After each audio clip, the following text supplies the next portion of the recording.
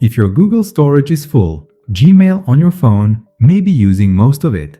Here's how to free up space using the Gmail app on your phone. First, open the Gmail app. Tap the search bar at the top and type larger 10M, then search. This will show emails with big attachments. Tap and hold the emails you don't need, then tap the delete icon. Next, type #attachment in the search bar to find all emails with files. Delete old and unnecessary emails from this list.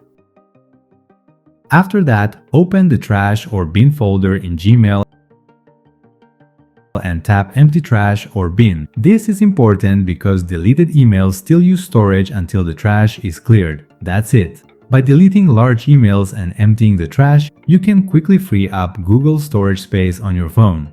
If this helped you, like and subscribe for more easy phone tips.